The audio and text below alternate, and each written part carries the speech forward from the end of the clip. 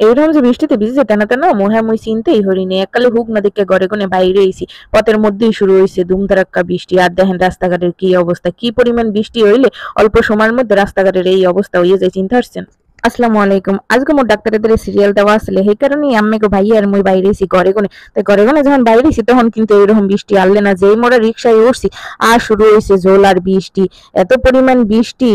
রিক্সাওয়ালা বেড়ার মুখে একটা পলিথিন দিছে হ্যাঁ পরও মোরা এককালে ভিজে এককালে তেনা তেনা হয়ে গেছি মোর বোরখা টোরখা আমাকে ভাইয়ের জামা কাপড় সব এককালে পুরা দমে ভিজে গেছে আর বৃষ্টি কোনো থামাথামি নামই নাই এত পরিমাণ বৃষ্টি মনে হয় কি বালতি দিয়ে কেউ পানি এককালে সরাসরি ঢালিয়ে দিয়েছে। এদিকে মোর আনোয়ার খানের সামনে আইয়ে একটু থামছি কারণ কি আনোয়ার খানে আমি কিছু টেস্ট করতে চাইলাম সেই টেস্টের রিপোর্ট গুলো আনতে আমাকে ভাইয়া আবার আনোয়ার খানের মধ্যে ঢুকছে তো আমি জানি ডাক্তার দেখাম হেডা হে হসপিটালে এসে আর একটা টেস্ট করতে দিয়েছিলাম এখানে তবে সেই ডাক্তার আনোয়ার খানেও বয় তাই আজকে হে আনোয়ার খানে বইবে না আজকে হে বইবে অন্য আরেকটা হসপিটালে তাই হয়তো হিন্দু রিপোর্টটা নিয়ে এই হসপিটালে যাবো ডাক্তারে দেখাইতে তো মুই এবার এখানে রিক্সায় বই অপেক্ষা করতেছি আম্মাকে ভাইয়ের মধ্যে ঢুকছে রিপোর্ট আনতে আর এদিকে দেখেন এখন একটু বৃষ্টিটা কম মনে হইতেছে কিন্তু বৃষ্টি কিন্তু তখনও এককালে কম না ভালোই বৃষ্টি পড়তে আসলে তাই রিক্সায় যেই মোরা উঠছি আর একটা হসপিটালে যেই যাওয়া ধরছি রিপোর্ট নিয়ে এর মধ্যে এত জোরে বৃষ্টি শুরু হয়েছে আর একসাথে বিদ্যুৎ চমকাইতে আসলে ঠাস ঠাস ঠাডা পড়তে আসলে এমন জোরে ঠাডা পড়তে আসলে মুই আর আম্মাকে ভাই একালে দুনিয়ার ডরান ডরাইছি মনে হয় কি মুখ আশেপাশে এক একটা পড়তে আছে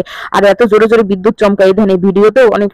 বোঝা যায় যে বিদ্যুৎ চমকাইতে আছে কিন্তু সরাসরি দেখলে বোঝা যাইতে যে কি পরিমাণ বিদ্যুৎ চমকাইছে আর বৃষ্টি হইছে বিদ্যুৎ চমকানোর শব্দ আমরা বাইয়ে ভয় পাইয়ে মোর কয় কি তো রিক্সা থামাইয়ে মোর এক সাইডে দাঁড়াবা না মোর ডর হতে আছে মুখে সমস্যা নাই রিক্সা গুনে আবার নাম মোহেলে তো কাল পুরোপুরি ভিজে যাবো আর এদিকে দেখেন রিক্সাওয়ালা বেড়ায় কালে ভিজে চুপো চুপো হয়েছে আর মোটরসাইকেল যারা চালায় হ্যাঁ তো কথা হয়নি আমি মনে হচ্ছে নাইমা এখানে যে থামবো হ্যাঁ কোনো উপায়ও নাই কারণ চিন্তা করছি যে এত কষ্ট করে বৃষ্টির মধ্যে আইসি এর মধ্যে যদি মুখে দেরি হয়ে যায় হলে তো ডাক্তার আর পাবো না ডাক্তার যদি চলে যায় কারণ ডাক্তার সন্ধ্যার আগেই চলে যায় আর বৃষ্টির কারণে মগও যাইতে কাল অনেক দেরি হইতে আসলে আগাইতে পারতেছিলাম না বেড়ারেও তো কিছু কমন যায় না বোঝে না এই পরিমাণ বৃষ্টি রাস্তায় গেছে পুরো পানি জমে হেঁটে বেড়ার যাইতেও সমস্যা হইতে আসলে এরপর যদি রিক্সা থামাই কোনো অপেক্ষা করি হলে ডাক্তার ওদিকে চলে যাবে হেঁটে মোরা চিন্তা করছিলাম যে ভিজি ভিজি যাওয়া হোক যেহেতু বৃষ্টির মধ্যে নামছি তো ডাক্তার না দেখাইয়া ফিরবো না ডাক্তার যেন তাড়াতাড়ি যাইয়া পাই হেঁটে দেখেন আমরা একালে রিক্সার মধ্যে বই রয়েছে আর বেড়া একালে যাইতে আসলে তো রাস্তার মধ্যে যে পরিমাণ পানি একদিকে খারাপও লাগতেছিল আবার একদিকে ভালোও লাগতেছিল কতদিন হয়েছে বৃষ্টিতে ভিজি না অনেকদিন পর একালে বৃষ্টিতে পুরো ভিজে গেলাম এদিকে দেখেন মোরা হসপিটালের সামনে আওয়ার পরই দেখি কি যে রাস্তায় কি পরিমাণ পানি জমে গেছে এহিনতে হসপিটালে একালে দাঁড়ি কিন্তু হেহিনে যে জাম একাল ডর হতে আসলে যে এত পরিমাণ পানি একালে রিক্সার চাকা চোকা তলাই গেছে মোর ডর হতে আসলে যে ভাই ভাই আবার ড্রেন বা ফাঁকা টাকা আছে কিনা হলে তো দেখেন যে রিক্সার চাকা যদি কোনো ফাঁকায় পড়ে হলে রিক্সা কাইট দিয়ে একালে নিচে পড়ে যাওয়া লাগবে এমন অবস্থা মুই একালে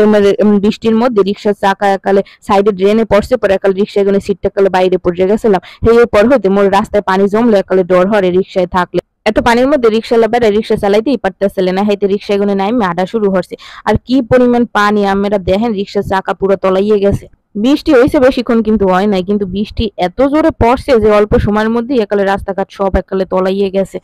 এই ময়লা পানির মধ্যে পোলা পানি আবার ধ্যান দুষ্টুমি করতেছে এর মধ্যে ডুবায় পোলা পানি তো বোঝে না এরকম পানি জমছে এত তো মানুষের বিপদ অগমনে তো ফুর্তি ওরা তো ছোট মানুষ ওরা তো আর এত কিছু বোঝে না এদিকে আমরা হসপিটালে ঢুকে গেছি আশেপাশে একালে পানিতে তলাইন না তো আমার আজকে ব্লগটা এই পর্যন্তই সবাই ভালো থাকবেন আল্লাহ হাফেজ।